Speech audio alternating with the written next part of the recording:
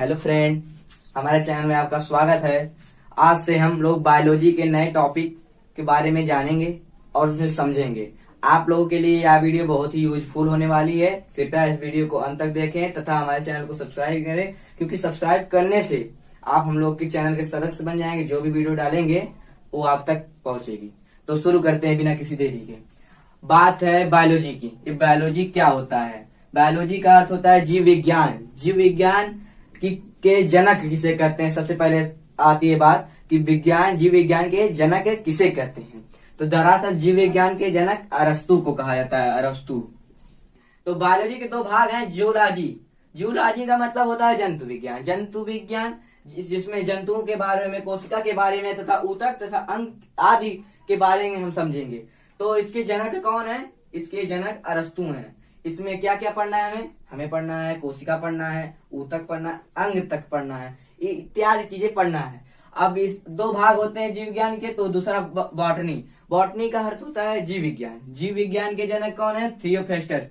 ये नाम याद रखना, थियोफेस्टस। जीव विज्ञान के जनक थियोफेस्टस तथा जंतु विज्ञान के जनक अरस्तु। और पूछ लेगा बायोलॉजी के जनक, मतलब जीव विज्ञान के जनक पूरा, तो अरस्तु है ही है। ठीक, समझ गए? अब बात आती है इसमें क्या आता है बॉटनी में। बॉटनी में आते हैं पौधों तथा जीव जंतु इत्यादि, जीव पादप जगत, ये सब पौधे में हमें पढ़ना है।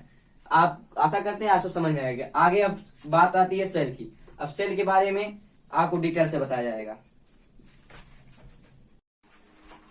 तो बात आती है कोशिका की।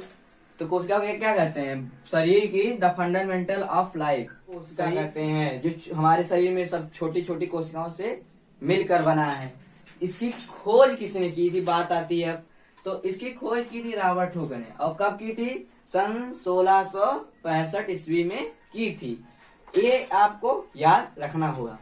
तो इसने किस कोशिका की खोज की थी? मरी हुई कोशिका, मरी हुई कोशिका की खोज की थी। और किस पर देखी थी? कार्क के टुकड़े पर। एक कार्क था। कार्क आप लोग जानते हैं कहीं? वही जो प्रयोग के लिए ली जाती है रसायन विज्ञान में।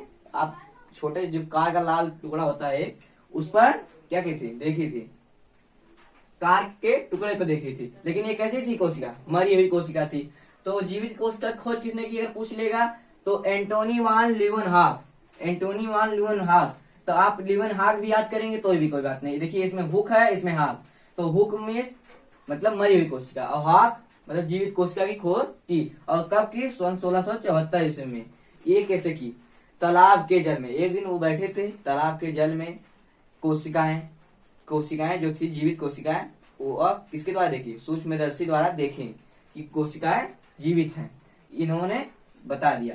अब बात आती है कोशिका सिद्धांत की। कोशिका सिद्धांत किसने दिया? तो कोशिका सिद्धांत दिया मैथियास लाइडेन एवं थियोडर सॉन ने। तो मैथियास लाइडेन एवं सॉन आप नाम सुने ही होंगे, लाइडेन एवं सॉन। इन्होंने 1838 से लेकर 1839 के बीच दिया। इन्होंने क्या दिया? कोशिका सिद्धांत। इन्होंने बताया कि हमारा शरीर छोटी छोटी कोशिकाओं से मिलकर बना है, जो और शरीर में जो छोटी छोटी कोशिकाओं से ही मिलकर शरीर के अंदर सभी पदार्थ बनते हैं। तो इन्होंने ये बताया। तो बिरचो ने क्या बताया? बिरचो ने भी कोशिका सिद्धांत के बारे में बताया कि कोशिका सिद्धांत, नई कोशिका 1855 में इन्होंने दिया कि नई कोशिका अपने पूर्ववर्ती कोशिकाओं से ही बनती है। तो आशा करते हैं समझ में आया होगा कि नई कोशिका अपने पूर्ववर्ती कोशिकाओं से बनते हैं। तो एक बार और बता दें सेल कोशिका क्या है। कोशिका एक छोटा सा कमरे को कहते हैं कोशिका, तथा इस जीवन की क्या है? भौतिक फंडामेंटल मौलिक अधिकार, मौलिक इकाई है। कोशिका खोज रॉबर्ट हुक ने की। मरी हुई कोशिका थी, एक कार के टुकड़े पर खोजी थे सन 1665 में। और जीवित कोशिका खोज एंटोनी वान लीवनहॉक सन 1674 में जल तालाब के जल में खोज की। अब बात आती है कि कोशिका का आकार। तो कोशिका का आकार के बारे में हम पढ़ेंगे। कोशिका आकार। कोशिकाएं भिन्न भिन्न आकार की होती हैं, कुछ बड़ी होती हैं, कुछ लंबी होती हैं। इसके बारे में हम पढ़ेंगे। पहले आप इसकी शॉट ले लीजिए। अब बात आती है जंतुओं में कोशिका की आकार के बारे में। तो सामान्य जंतुओं में कोशिका का सामान्य आकार व्यास होता है 0.5 माइक्रोन से 20 माइक्रोन तक।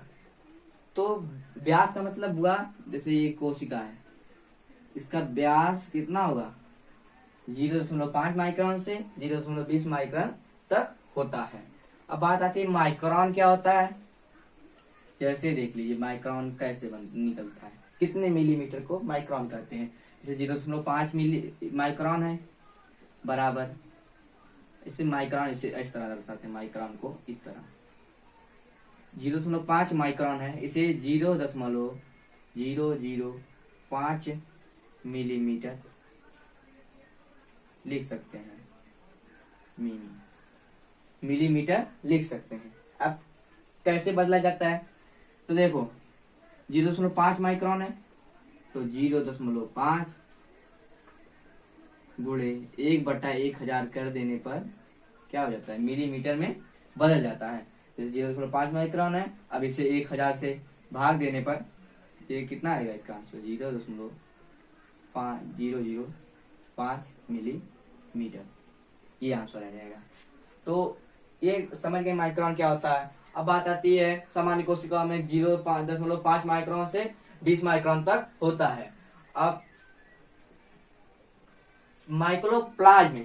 माइक्रोप्लाज्म लेडलेवाई एक ऐसी कोशिका है जिसका आकार, सबसे छोटी कोशिका है ये, और जिसका आकार है 0.1 माइक्रोन से और 0.3 माइक्रोन। आप माइक्रोन मतलब समझ गए, जैसे 0.1 माइक्रोन है तो 0.1/1000 कर देने पर कितना आ जाएगा 0.001 माइक्रोन। माइक्रोन में मिलीमीटर में आएगा ये, ठीक। तो ये समझ गए। अब सबसे छोटी कोशिका माइकोप्लाज्म लेडलेवाई है, सबसे बड़ी कोशिका शुतुरमुर्ग कांडा, सबसे बड़ी कोशिका जिसका आकार कितना है 135 मिलीमीटर से 135 मिलीमीटर से 170 मिलीमीटर तक क्या है व्यास है इसका। शुतुरमुर्ग के अंडे का व्यास 135 मिलीमीटर से 170 मिलीमीटर तक। अब बात आती है कि कुछ ऐसी कोशिकाएं होती हैं जो लंबी पाई जाती है। जैसे कोशिका में एसिटेबुलेरिया नामक शैवाल एक है जो इसकी लंबाई 10 सेंटीमीटर है, और जूट पटसन के तने के रेशे जो होते हैं वो भी एक कोशिका है, उनकी लंबाई होती है 2 सेंटीमीटर से 55 सेंटीमीटर तक लंबी होती है उनकी कोशिकाएं। ये तो बात आ गई जंतु कोशिका में। जंतु कोशिका में ये सब बात याद रखेंगे आप लोग, इसका एक स्क्रीनशॉट ले लीजिए तो हम आगे बढ़ते हैं। बात आती है मानव कोशिका में। जो मानव में कोशिका पाई जाती हैं उसमें सबसे बड़ी कोशिका अगर पूछ दे तो सबसे बड़ी कोशिका अंडाणु है, जिसे ओवम कहते हैं। ओवम सबसे बड़ी कोशिका है, ये याद रखेंगे आप लोग। ये सबसे बड़ी कोशिका ओवम अंडाणु। सबसे छोटी से कोशिका पूछेगी, सबसे छोटी से कोशिका कौन है, स्पर्म। स्पर्म से आया सबसे छोटी कोशिका है शुक्राणु।